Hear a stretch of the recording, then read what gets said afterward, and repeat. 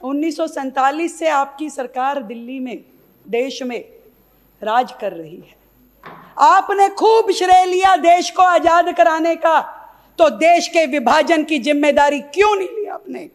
आपने खूब श्रेय लिया कि भारत को हमने जिताया, भारत को हमने आजाद कराया, तो जब कश्मीर जो भारत का हिस्सा था और पाकिस्तान उस पर कब्जा कर रहा था, तो आपने उसकी जिम्मेवारी क्यों नहीं ली?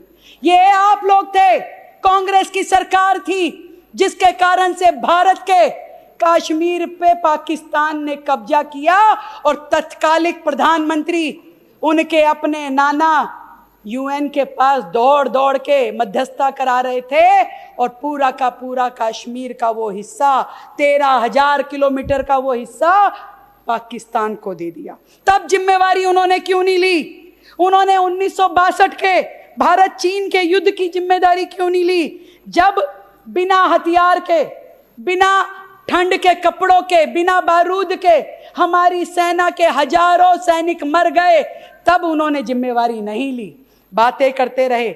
मैं पूछना चाहती हूं, 1965 में जब भारत और पाक का युद्ध हुआ, तब क्यों ये सरकार दबाव में आई थी? जीती हुई जमीनें वापस कर दी, समझौते कर लिए गए, मध्यस्थता करवाई यूएन और यूएस की, तब किस दबाव में थी?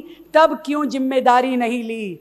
और साथ में बात करना चाहती हूं 1971 के युद्ध की, जब भारत और पाकिस्तान का युद्ध था, सेनाओं ने तब भी शौर्य दिखाया, सेनाएं आज भी शौर्य दिखा रही हैं, पर तब जो सिंहासन पे बैठे हुए लोग होते थे, उनमें निर्णय क्षमता नहीं होती थी। 93,000 बंदी पाकिस्तान के सैनिकों को बना लिया गया और बिना शर्त के छोड़ दिया गया।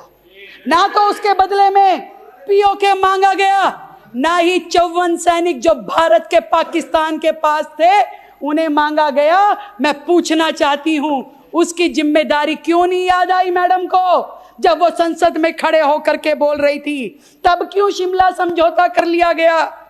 मैं पूछना चाहती हूं, 1984 में जब प्रधानमंत्री इंदिरा गांधी जी की मृत्यु हुई और तत्कालिक उनके बाद के प्रधानमंत्री राजीव गांधी खड़े होकर के ये कह रहे थे कि बड़ा पेड़ गिरता है तो धरती हिलती है, तब उन्हें जिम्मेदारी का बोध नहीं था कि उनके इस एक वाक्य ने पूरे के पूरे भारत में हजारों सिखों के घर बर्बाद कर दिए, उनका कत्लेआम कर दिया। उसकी जिम्मेदारी उन्होंने क्यों नहीं ली? और उसके बाद से लेकर के जब तक मोदी जी की सरकार नहीं आई, कश्मीर घाटी में रोज पत्थर फेंके जाते थे, रोज कत्लेआम होते थे, रोज भारत बदनाम होता था। उसकी जिम्मेदारी उन्होंने कभी नहीं ली, तब भी वो चुप रहते थे। और इतने सारे कश्मीरी पंडितों का नरसंहार हुआ, पलायन हुआ, तब उनसे जिम्मेदारी नहीं ली गई। आज वो बात करती हैं कि जिम्मेदारी लीजिए। जिम्मेदारी लेने के बाद ही तो यहां बैठे हैं।